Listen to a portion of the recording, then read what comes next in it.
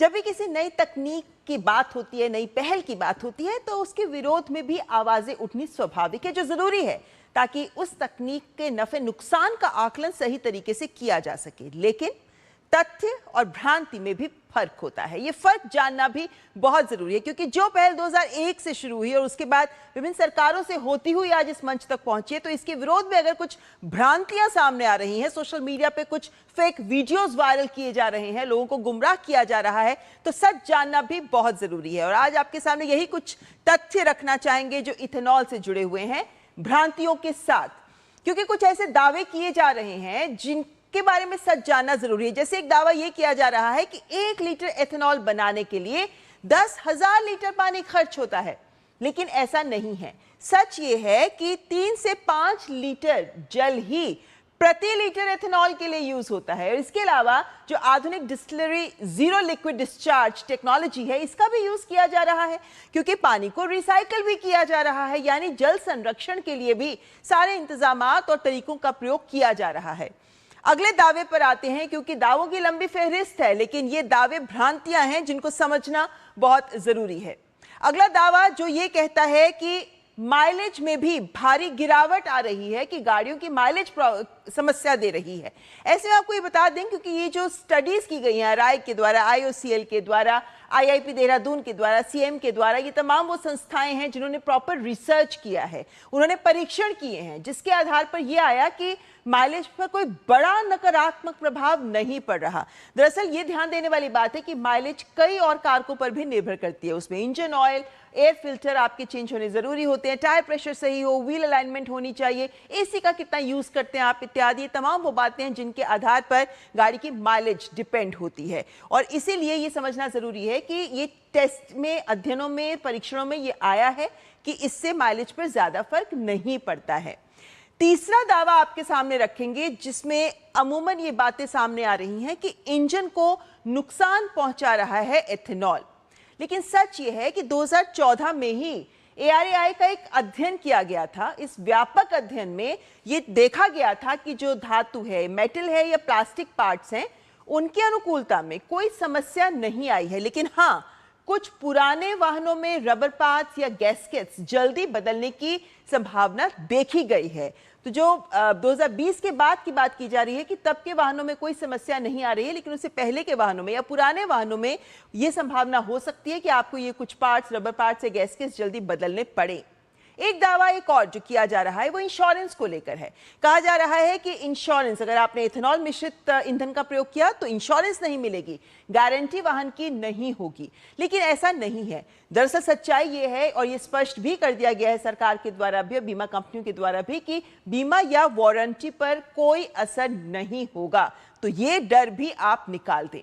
एक और दावा कि फ्यूल कैप पर चींटियां और मधुमक्खियां नजर आ रही हैं। इसके आगे बढ़ते हैं, अगली प्लेट में आपके सामने ये दावा भी रखते हैं कि फ्यूल कैप पर चींटियां और मधुमक्खियां आ रही हैं। दरअसल ये कुछ वायरल वीडियोस में भी दिखाया जा रहा है कि ये देखिए फ्यूल कैप के पास चींटियां हैं, मधुमक्खियां हैं, क्योंकि इसमें चीनी बहुत ज्यादा है। लेकिन ऐसा नहीं है, क्योंकि जो ईंधन ग्रेड इथेनॉल है उसे एक पूरे प्रोसेस के बाद यूज किया जाता है, और जब ये प्रोसेस खत्म होती है लास्ट स्टेज, उसके बाद उसमें कोई शुगर, चीनी नहीं रह जाती, शर्करा नहीं रह जाता। यही नहीं, बल्कि एक और स्टेप यूज किया जाता है, इसमें डीनेचुरेंट्स का यूज किया जाता है, वो ईंधन में मिलाया जाता है, और इसके प्रयोग से जो कीड़े हैं वो भी इससे दरअसल दूर रहते हैं। तो उल्टा, इसके उल्टा असर पड़ता है, इसमें शर्करा नहीं होती है, इस वजह से चींटियां या कीड़े का आना नहीं संभव है, और इसीलिए ये भ्रांति को भी आप दूर कर सकते हैं। एक और दावा कहा जा रहा है कि सरकार ने खुद ही तो सुप्रीम कोर्ट में जाकर कहा है कि E20 तो सिर्फ एक प्रयोग है, लेकिन ये नहीं है। ये सच क्या है? सच है कि सरकार ने अदालत में कभी ये नहीं कहा है कि E20 प्रयोग की तरह है, ये सरकार ने नहीं बोला। दरअसल ये जो मामला आया था सुप्रीम कोर्ट में, ये मामला ही अलग था। ये मामला E20 की कितना यूजफुल है, ये इसकी यूज से रिलेटेड या इसका क्या प्रभाव पड़ेगा, इससे संबंधित था ही नहीं। इसलिए ये भ्रांति भी पूरी तरह से खारिज होती है।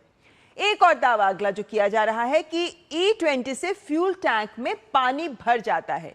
बहुत से वायरल वीडियोस में दिखाया जा रहा है कि ये देख ले इथेनॉल नीचे इसके अंदर पानी भी है इत्यादि, लेकिन सच्चाई ये है कि जितने भी आपके आधुनिक वाहन हैं या पेट्रोल पंप से जहां ईंधन स्टोर किया जाता है, उन सब में ऐसी प्रणाली का यूज किया जाता है। ऐसे पूरी पर्याप्त सुरक्षित तरीके इस्तेमाल किए जाते हैं कि पानी प्रवेश ना कर सके। और उन तमाम सुरक्षा प्रणालियों के मद्देनजर जाहिर है कि अगर वहां पे इथेनॉल मिश्रित ईंधन भी रखा गया है तो उसमें भी पानी होने की संभावना है ही नहीं।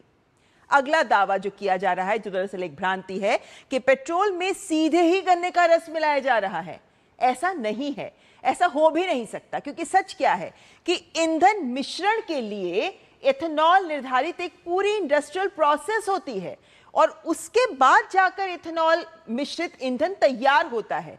तो सीधा पेट्रोल में गन्ने का रस नहीं मिलाया जाता, बल्कि एक पूरी इंडस्ट्रियल प्रोसेस के बाद ये तैयार होता है। इसलिए ये एक भ्रांति है जिस पर आप विश्वास ना करें। जो वायरल वीडियोस हो रहे हैं सोशल मीडिया पे, वो कितने सच है इसका आप आकलन नहीं कर सकते। इससे जो तथ्य है, वैज्ञानिक तथ्य है, उसी पर आप गौर करें तो ज्यादा बेहतर होगा। एक और दावा जो कि दरअसल भ्रामक दावा है, आपके सामने रखते हैं कि इथेनॉल संयंत्र किसानों और पर्यावरण को नुकसान पहुंचाता है। सच क्या है? सच ये है कि जब भी इथेनॉल का प्रयोग ईंधन के लिए किया जाता है तो उसके लिए पर्यावरण की मंजूरी लेनी होती है। उसके लिए जितने भूजल का उपयोग होता है उसके नियम, सख्त नियम बने हुए हैं, उनका पालन करना होता है। जीरो लिक्विड डिस्चार्ज प्रणाली का भी यूज होता है और इसके लिए बायोमास आधारित बिजली का उपयोग किया जाता है। और यही नहीं बल्कि एथेनॉल से जो कार्बन जनरेट होता है, हम कहते हैं कि कार्बन एमिशंस होती हैं, उससे पर्यावरण को नुकसान होता है, लेकिन यहाँ इथेनॉल का जो कार्बन है वो जैविक होता है, वो बायोजेनिक होता है। और वो जो शुद्ध कार्बन होता है जो पर्यावरण को नुकसान पहुंचाता है, ये वो नहीं होता है। और जहां तक किसानों की बात है तो हम जानते ही हैं कि किसानों को इससे लाभ हो ही रहा है और इसी वजह से हम कह रहे हैं कि ये जो दावा है ये भी खारिज किया जा सकता है। एक और दावा जो कहा जा रहा है कि नागरिकों पर ये तो एक जोखिम भरा प्रयोग की तरह है, लेकिन ये नहीं है, क्योंकि व्यापक परीक्षण किए जाते हैं, वैज्ञानिक पुष्टि की गई है और उसी के बाद इसको लागू किया गया है। एक और महत्वपूर्ण बात कि ऐसा नहीं है कि इथेनॉल आज ही प्रयोग करना शुरू किया गया है। एक सदी से भी ज्यादा समय से इथेनॉल प्रयोग किया जाता रहा है और 20वीं सदी की शुरुआत में ही फोर्ड ने भी इसको यूज किया। इसलिए हम ये कह सकते हैं कि ऐसा नहीं है कि ये आज यूज हो रहा है। कोई इंसानों के ऊपर इसका जोखिम भरा प्रयोग नहीं हो रहा है। आपके सामने ये भी तस्वीर रखना चाहेंगे कि भारत छोड़िए बहुत से और देश हैं जो इसका पहले से ही प्रयोग कर रहे हैं। कौन कितना एथेनॉल को मिश्रण को यूज कर रहा है, आपके सामने वो तस्वीर भी रखना चाहेंगे। अब देखिए, भारत तो हम जानते हैं कि E20 को ही बड़े पैमाने पर लागू कर रहा है, लेकिन ब्राजील की बात करें यहाँ तो E27 अनिवार्य है, यानी 27% एथेनॉल मिश्रण इसमें यूज किया जाता है ईंधन में। अमेरिका की बात करें तो E10 तो यहाँ मानक ईंधन के तौर पे यूज हो ही रहा है, लेकिन उसके अलावा E15, E85 ये भी वहां पे ईंधन है जो उपलब्ध हैं। थाईलैंड पर नजर डालें तो यहाँ E10, E20 और E85 ये तमाम विकल्प हैं जो ईंधन के वहां पर मौजूद हैं। और यूरोपीय संघ के जितने अधिकतर देश है वहां पे E5 और E10 का प्रयोग तो निरंतर किया जा रहा है।